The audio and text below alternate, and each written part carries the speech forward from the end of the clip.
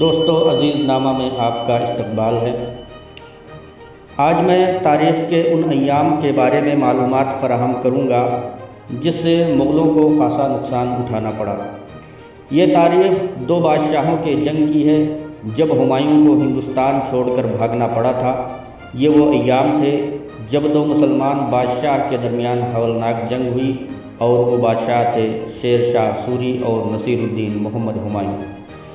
مورخین کے مطابق ہمایوں کی تخت نشینی کے کچھ عرصہ بعد کوہستان وندھیاچل میں بھار کھنڈ کے قلعے سے باہر شیر شاہ سوری کو خبر ہوئی کہ ہمایوں اپنے لشکر کے ساتھ بنگال کی تسخیر کے لیے روانہ ہو چکا ہے۔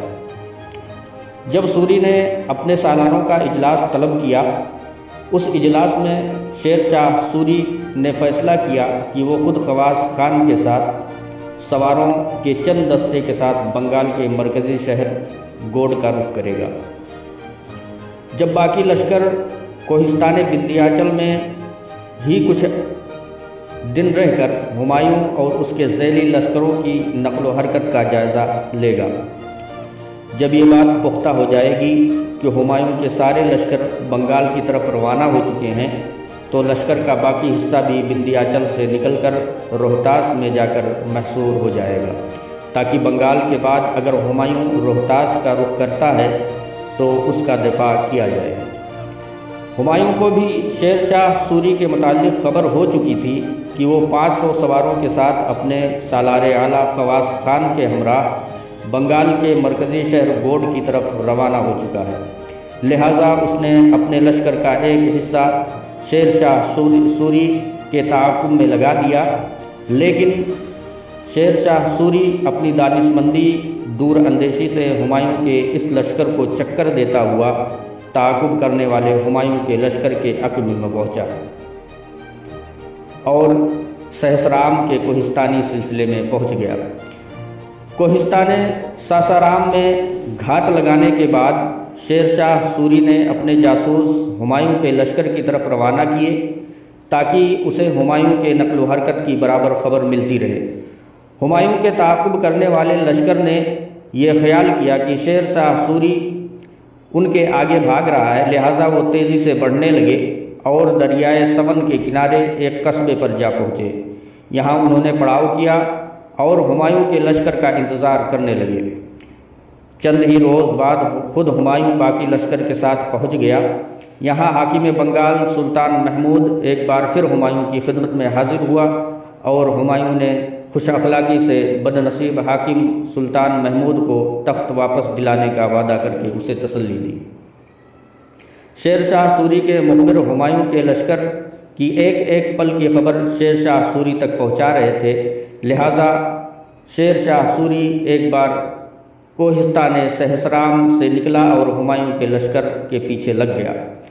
شیر شاہ سوری چاہتا تھا کہ ہمایوں کے بنگال پہنچنے سے پہلے وہ بنگال پہنچ جائے تاکہ اس کا جو لشکر پہلے سے وہاں موجود ہے اس کو مشکل صورتحال سے بچایا جا سکے۔ موعید بیگ کا خیال تھا کہ شیر شاہ سوری اس جگہ لڑائی کے ارادے سے خیمہ زن ہے، لہٰذا اس نے ایک قاصد ہمایوں کی خدمت میں حکم حاصل کرنے کے لیے بھیجا اور خود جہاں تھا وہیں ٹھہر گیا۔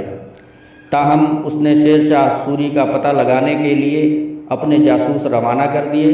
اس دوران شیر شاہ سوری وہ گاؤں چھوڑ کر مونگیر کی جانب نکل گیا۔ شیر شاہ سوری ہمایوں کے ہرابل لشکر کے آگے ہی آگے بنگال کے مرکزی شہر گوڑ پہنچا۔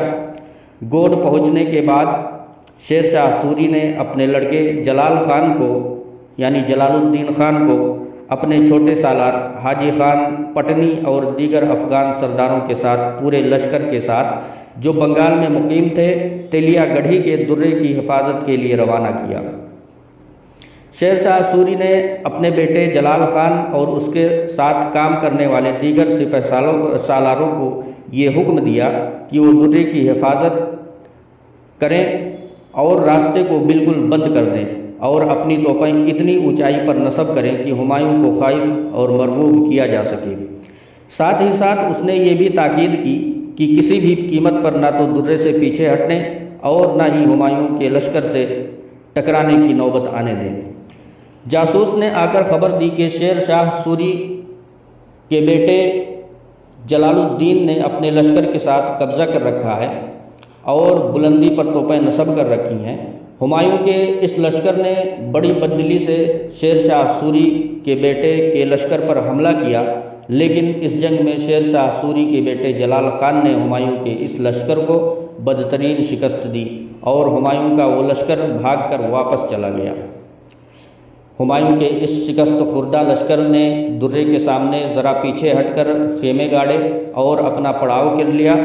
دوسری جانب شیر شاہ سوری کے بیٹے جلال خان نے ایک بار پھر ہمایوں کے اس لشکر پر حملہ آور ہونے کا ارادہ کر لیا۔ دوسرے سالاروں نے جلال الدین کو یہ کہہ کر منع کیا کہ شیر شاہ سوری نے تو اس کو محض درے کی حفاظت کے لیے مقرر کیا ہے، نہ کہ وہ جارحانہ لڑائی کا خطرہ مول لینے کے لیے۔ اس پر جلال الدین خان نے ان کی بات نہ مانی اور اس نے 1000 گھڑ سوار لے کر ہمایوں کے اس لشکر پر حملہ آور ہوا۔ درے سے ہٹ کر دونوں لشکروں کے درمیان پھر ہولناک جنگ ہوئی۔ اس جنگ میں جلال الدین خان نے ہمایوں کے اس لشکر کو بھی ایک بار پھر بدترین شکست دی۔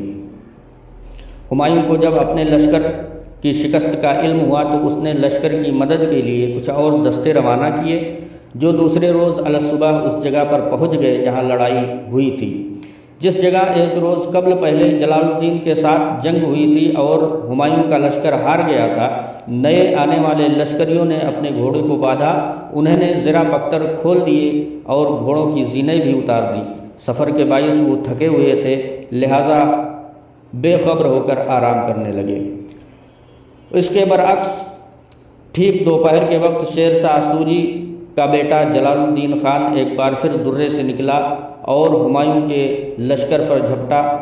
ہمایوں کے چند سپاہی جن کے گھوڑے قریب ہی تھے سوار ہو کر لڑائی کے لیے آمادہ ہوئے، لیکن اچانک حملے نے ان کے حواس باختہ کر دیے اور بھاگ کھڑے ہوئے۔ اس جنگ میں بھی جلال الدین خان نے ہمایوں کے لشکر کو بدترین شکست دی اور اس لشکر کے تمام خیمے، اسباب، گھوڑے، ہاتھی، جنگ کا دوسرا ساز و سامان جلال الدین کے ہاتھ آیا۔ اس جنگ میں چند ایک دستوں کو چھوڑ کر باقی سارے سپاہی کو شیر شاہ سوری کے بیٹے جلال الدین خان نے موت کے گھاٹ اتار دیا۔